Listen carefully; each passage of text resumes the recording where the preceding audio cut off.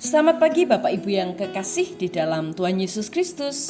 Pagi hari ini saya Eko Wayu Suryaningsih kembali menyapa dengan kebenaran firman Tuhan yang terdapat dalam Mazmur 149 ayat 4. Mazmur 149 ayat 4. Sebab Tuhan berkenan kepada umat-Nya, Ia memahkotai orang-orang yang rendah hati dengan keselamatan.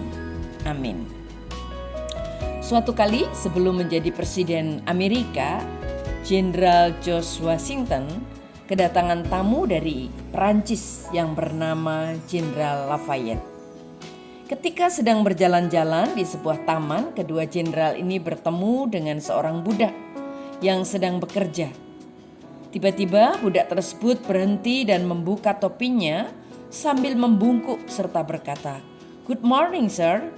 Jenderal George Washington pun menunduk dan melepas topinya sambil berkata, "Good morning." Melihat pemandangan yang tak lazim itu, Jenderal Lafayette menegur Jenderal George Washington, "Mengapa Anda menghormati budak taman seperti itu? Apa yang saya saksikan ini adalah pemandangan terburuk selama saya menjadi jenderal." Bapak, Ibu, dan saudaraku yang kekasih di dalam Tuhan, dengan santun, Jenderal George Washington menjawab, "Saya tidak ingin ada orang lain yang lebih rendah hati daripada saya, sekalipun ia seorang budak. Sebab di hadapan Tuhan, saya dan budak itu derajatnya sama." Dan tentu saja jawaban ini rupanya membuat Jenderal Lafayette pun tersipu malu.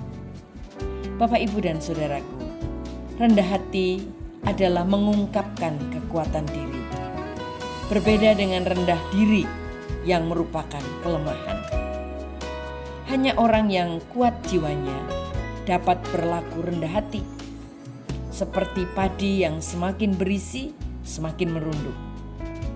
Mampu mengakui serta menghargai orang lain, membuat orang yang berada di atasnya merasa dihargai dan yang di bawahnya tidak merasa minder.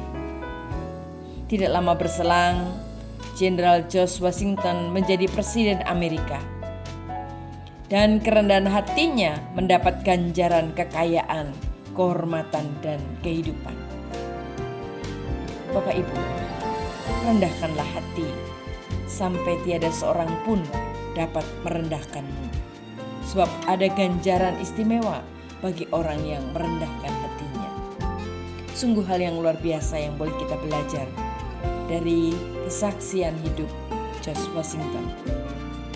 Firman Tuhan pun mengajarkan kepada kita melalui Mazmur 149 ayat yang keempat.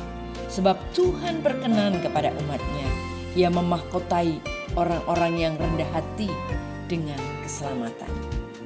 Mari kita yakin, kita lakukan dalam kehidupan kita menjadi teladan yang baik dalam kerendahan hati buat orang lain. Amin. Mari kita berdoa. Tuhan Yesus, terima kasih buat firman-Mu pada pagi hari ini yang mengingatkan kami untuk kami senantiasa rendah hati. Karena ketika kami rendah hati, itulah kekuatan jiwa kami. Sehingga kami boleh membagikan semangat buat orang-orang yang ada di bawah dan juga membuat orang lain diberkati yang berada di atas. Terima kasih Tuhan Yesus. Mampukan kami untuk terus hidup bersikap rendah hati. Dalam nama Tuhan Yesus kami berdoa. Haleluya. Amin.